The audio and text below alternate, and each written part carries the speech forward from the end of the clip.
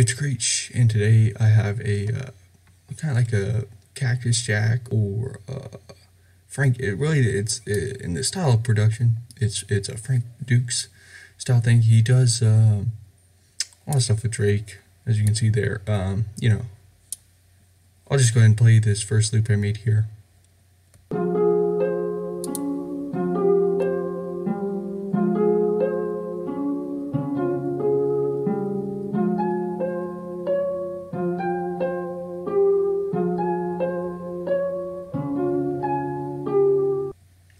And I said I made before I actually didn't make it from Looperman. As always, I was having a bad day when I made this beat, so I just go to, usually when I'm like mad or something, or when I have beat block, I usually just go on Looperman.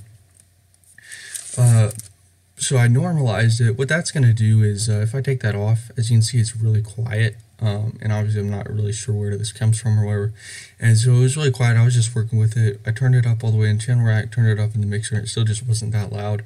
So what you can do when it's all quiet, or I think, I don't know too much, if you have like half of it like really loud and the other half is really quiet, I think is what it's really called, is when you normalize it, then it'll turn like the other half up. So anyway, but you normalize it, it makes it like a decent volume. It's slowed down to 8 bars. Alright, moving on to the drums here. Start off with this 808 pattern. I always like to try to work on my drums when I use loops, just so I'm not getting like too lazy and stuff, even though sometimes the simplicity is what makes it good. But anyway, it's a pretty complex 808 pattern.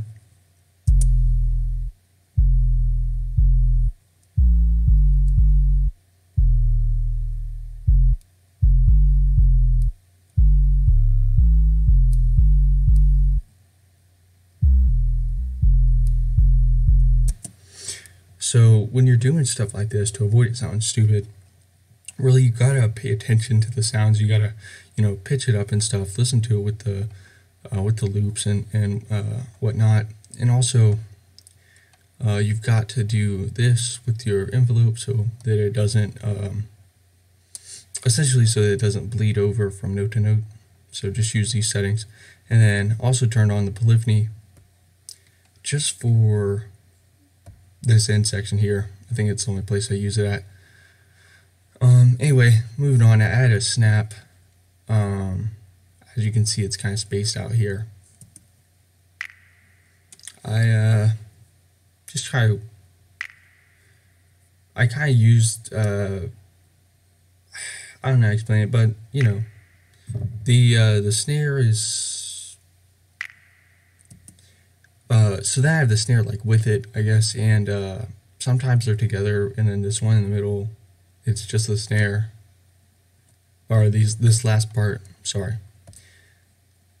Here they're together, and then this last part, it's like a snare clap, or snare snap, snare snap. Here's the snare.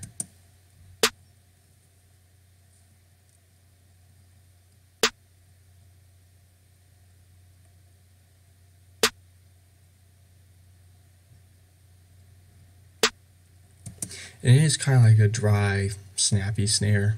So anyway, here's the kick. It kind of follows the 808, but not really.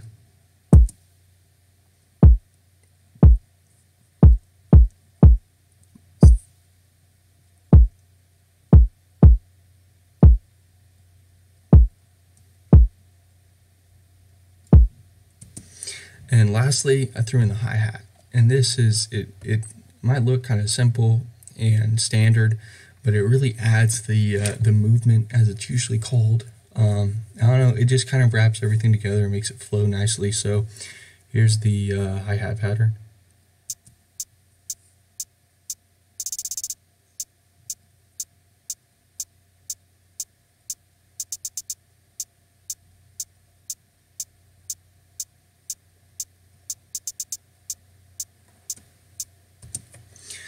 So thanks for watching.